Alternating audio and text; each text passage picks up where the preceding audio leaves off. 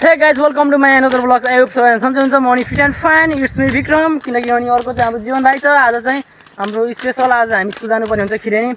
म गाउँ आएको बेलामा एकचोटि खिरेनी स्कुल पुग्नुपर्ने छ मलाई। हाम्रो खिरेनी स्कुल चाहिँ पर रहेको छ भने आज चाहिँ म विशेष के को बारेमा चाहिँ ल्याउँदैछु भने हाम्रो जुन मेयर छ नि, हाम्रो दुवै नगरपालिका दुधौलीको जुन मेयर हाम्रो एउटा प्रमुख भनौँ हैन, नगरपालिका प्रमुख जुन नगरपालिकालाई चलाएर बसेको हेर्छ नि, जुन उसले चाहिँ जस अश्लील हरकतहरू गरेको कारणले चाहिँ अस्ति जुन बलात्कारको जाहेरी भयो मुद्दा, त्यो जस मैले चाहिँ बनाएर भिडियो हालेको थिएँ एउटा, अनि 2-3 टा चाहिँ मैले आफूले हालेँ, अनि एउटा चाहिँ जस हाम्रो अरूको न्युजहरू मैले सेयर गर्दाखेरि जस भाइरल हुन पुगेको थियो। अनि त्यसमा चाहिँ कस्तो कन्ट्रोभर्सी चल्यो भने चाहिँ तपाईँहरूको जस कतिले चाहिँ मेयरलाई नै चाहिँ नराम्रो ठान्यो भने कतिले चाहिँ त्यो जस हाम्रो दिदीबहिनीलाई दिदी भनौँ न, उहाँलाई चाहिँ नराम्रो ठान्नुभयो हाम्रो नारीलाई चाहिँ। किनभने उसले चाहिँ मेयरले चाहिँ आफ्नो पैसाको सदुपयोग गरेर, आफ्नो पदको सदुपयोग गरेर उसलाई लोभ लालचमा डुबाएर त्यो सब गराउन पुग्यो है। किनभने यो चाहिँ स्पष्टै देखिन्छ कि यो जुन तपाईँहरूले पनि बुझ्नुपर्ने कुरा हो। यो चाहिँ जस तपाईँहरूको नजर कस्तो छ भने गिद्धे नजर छ क्या, सिधै कुरा हो नि त। यस्तो गिद्धे नजर छ तपाईँहरू चाहिँ।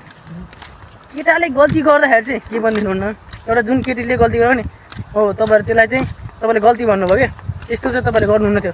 किनभने जस उसले आफ्नो दाजु एउटा जुन मानसिक बिरामी छ उसको, त्यो बिरामीलाई चाहिँ उसले लोभ लालच देखाएर म जस एउटा नगर प्रमुख भएको नाताले चाहिँ म केही गरिदिन्छु भन्ने आश्वासन देखाएर चाहिँ उसले चाहिँ त्यो प्रकारको चाहिँ सदुपयोग गरेर उसले त्यो जुन नराम्रो हरकत गर्न पुग्यो है। त्यो चाहिँ एकदमै नराम्रो काम हो। त्यस्तो गर्नु भनेको चाहिँ अपराधै हो त्यसले। किनभने अब हामीले चाहिँ त्यस्तो गर्नुहुन्न। अब अटो पनि के हो बिचमा हजाएर ल ठिक छ, त्यस्तो गर्नुहुन्न। किनभने अब हाम्रो चाहिँ एउटा मेयर जस्तो मान पदमा बसेको मान्छेले त्यस्तो हरकत गर्दाखेरि सुहाउँदैन भने अब त्यस्तो गर्नु चाहिँ नहुनु पऱ्यो। त्यही पनि अब एउटा नाबालिकालाई त्यस्तो गर्दाखेरि चाहिँ 16 वर्षको नामै सिन्धुली 16 राखिदिएको छ फेरि, त्यस्तो भएको छ। अब त्यो अब एकदमै नराम्रो काम हो। त्यस्तो गर्नुहुन्न थियो होइन जीवनलाई। के भन्छ त चाहिँ नगर प्रमुख त्यस्तो गर्ने काम होइन नि। हाम्रो जो स्कुल छ है, अझ हामी त्यहाँ पुग्नुपर्ने हुन्छ। अब त्यो जुन कन्ट्रोभर्सी चल्यो त्यसलाई चाहिँ अब अहिले पनि मेयर चाहिँ भागेर हिँड्दाखेरि त्यो चाहिँ सबैले अब पुलिसले पनि छानबिन हुँदैछ होइन। डिएनए टेस्टदेखि लिएर अन्य विभिन्न प्रक्रियाहरू अगाडि बढिरहेको छ भने चाहिँ तपाईँले चाहिँ के बुझ्नुपर्ने हुन्छ नि, योबाट चाहिँ हाम्रो मेयर खासै हामीले कतिले चुने होइन कि, राम्रोलाई हामी चुने हुँदै होइन। म 100% दिन्छु राम्रोलाई। यहाँनिर अहिले हाम्रो जति पनि वडामा बसेका छन्, जति पनि हाम्रो नगरमा बसेका छन्, उनीहरू राम्रो होइन कि, सबै हाम्रोलाई चुने नि उनीहरूले। मासु भात ल्याम्मा भोट ड्याम दिन्छन्, कहाँबाट हुन्छ त नि। जहिले पनि आफ्नो जुन मेयर, आफ्नो जुन समुदायमा जति पनि चुनावमा प्रतिनिधि उठ्नुहुन्छ नि, उहाँहरूलाई हाम्रोलाई होइन कि राम्रोलाई चुन्नुपर्छ।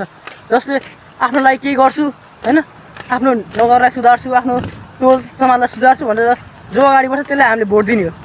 एकचोटि दारू पिलाइदियो, मासु भात पिलाइदियो, सकियो। हामीले एकचोटिको चुनावमा जतिलाई भोट दिन्छौँ नि त्यसले हाम्रो विकास हुनलाई 5 वर्ष पछाडि सारिन्छ त्यसले चाहिँ।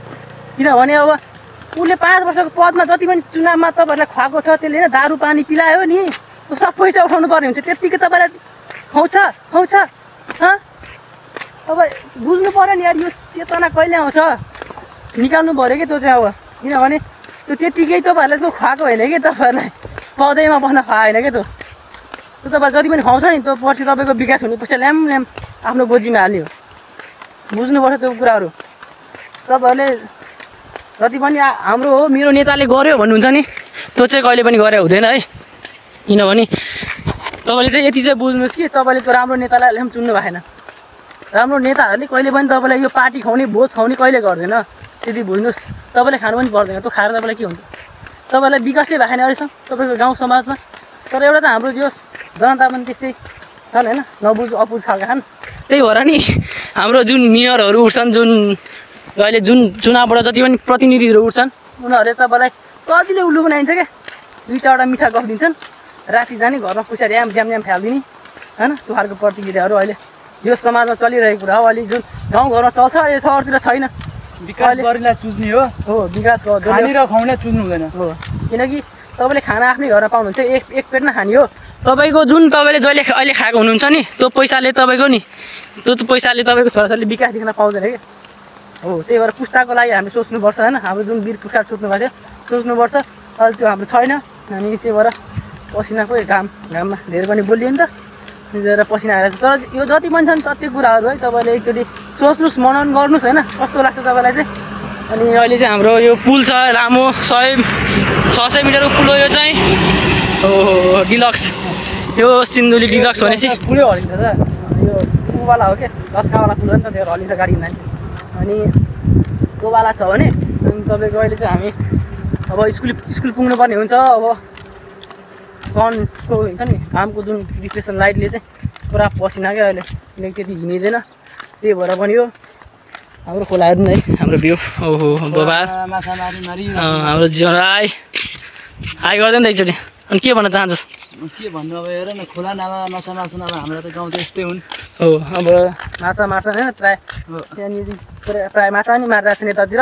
अनि अहिले चाहिँ हामी केमा छौँ भने जति पनि त चुनावमा जति पनि अब 84मा उठ्छ नि जति पनि तपाईँले हाम्रोलाई होइन राम्रोलाई रोज्नुहोस् है।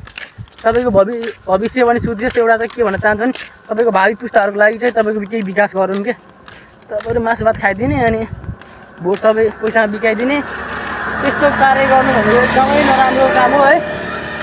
यहाँनिर पोल आएछ अरे खोलामा पनि यो पोल चाहिँ थिएन है हाम्रो स्थानीय सरकारले गरेर चाहिँ यही विकास होला अहिले पोल सोल हालिदिने यो पनि यतिको गर्नु भनेको धेरै राम्रो कुरा हो। अनि पसिना त डेन्जर आएको छ घाम छ नि त घाम